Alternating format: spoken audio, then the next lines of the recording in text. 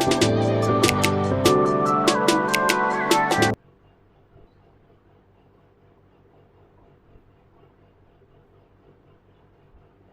girls, good morning. So in the previous class, we saw about Chaucer and we saw about his life. We got to know about his influences and how that gets reflected in his works also. So now let's continue with Chaucer's characters. So Chaucer's characters, when you take, looks like he has created these characters mainly based on his basic understanding of the human nature. And he could why, as we know, he talks about the highly and the lowly, or the lowly and the lofty. Okay, lofty, I said. Now when I say and not just that, because of his rich experiences as a traveler, his great experiences in the royal courts, we get to know that he has been in close quarters with people of high status as well as people of the lower status.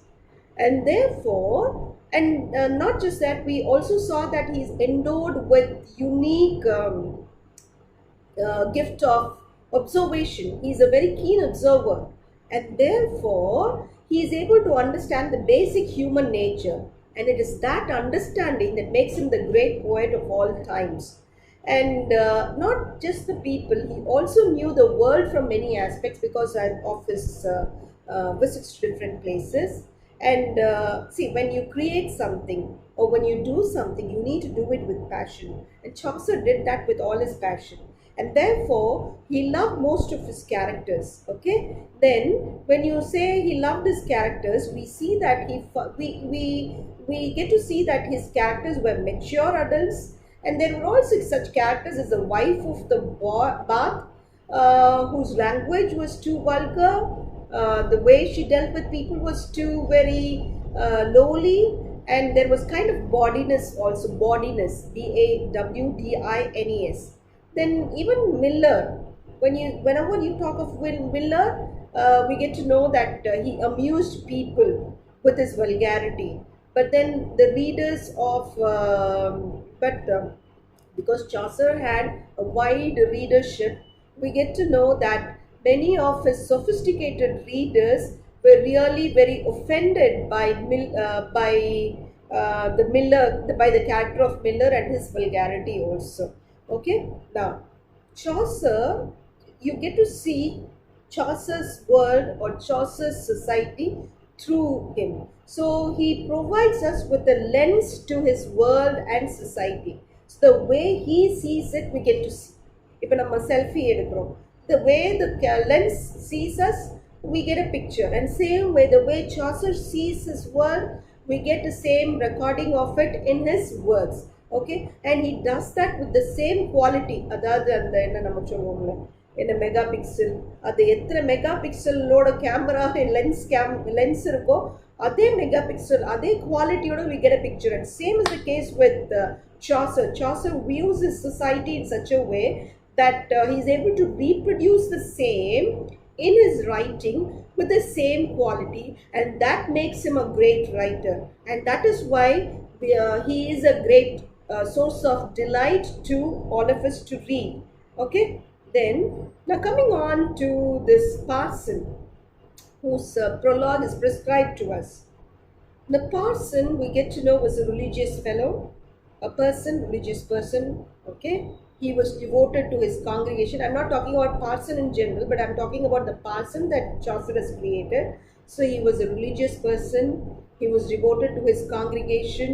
He was a principled person. He was a decent man and all that.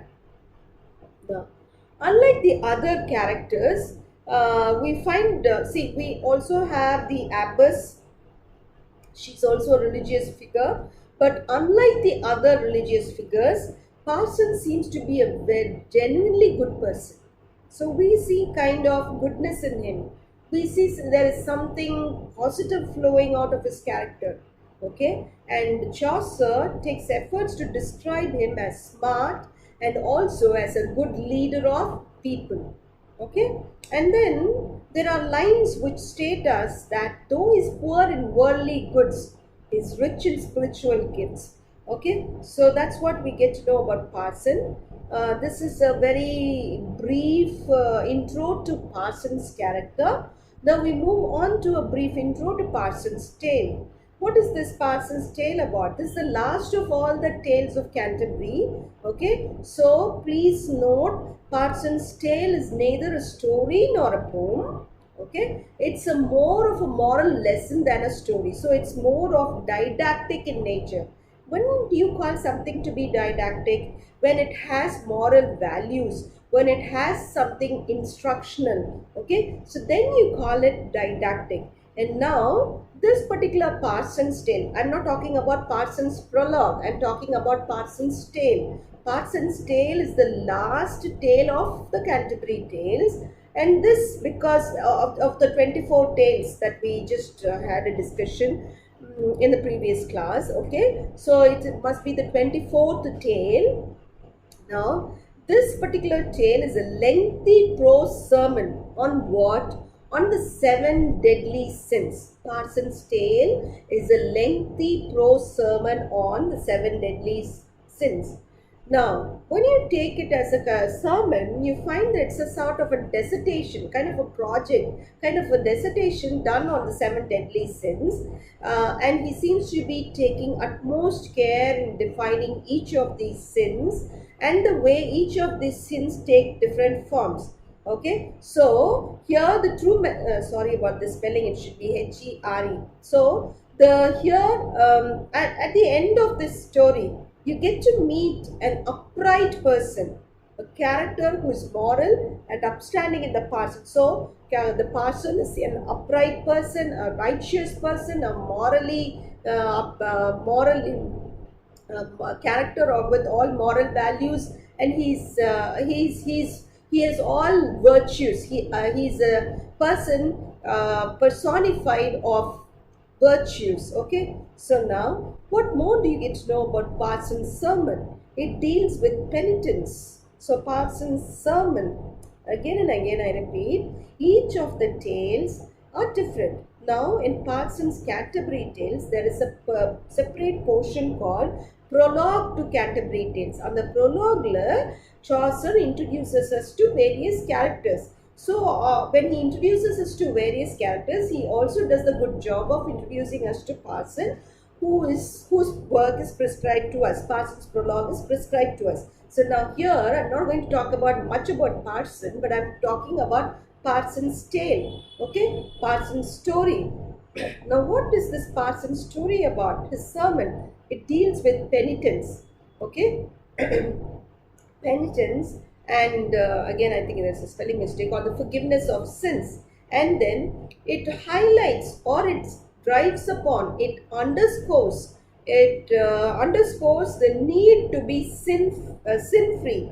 Okay, then when he says that people should be sin free, he's just stressing upon how as pilgrims one need to be pure of heart, and how one should purify himself before he reaches a pilgrim's center. And therefore it's a kind of a dig at other pilgrims who are overladen with sin. Okay, so he sets up this story, this Parson's tale, in 3 parts. What are those 3 parts? Contrition, confession, and satisfaction. So what are the 3 parts that the Parson's tale or Parson's sermon is divided into?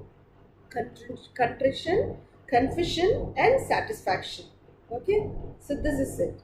So with that, I come to the end of the intro for to the Parson's tale, and very soon we will get to know about the Parson's prologue in detail, and we shall deal that. But before that, may I request you to have a look at the glossary that I would be supplying soon. Read that well and get back to the next class well prepared. So thank you girls. Have a good day. Enjoy your day. Okay? Thank you. Bye. Take care and stay safe. Okay? Hope you would read the glossary that I would be supplying, And when I please read the glossary, get familiarized with all the terms there, and so that it will be easy for us to get into the poem as early as possible. Okay, thank you. Bye bye. Take care. Have a good day. Enjoy your day. Bye, girls.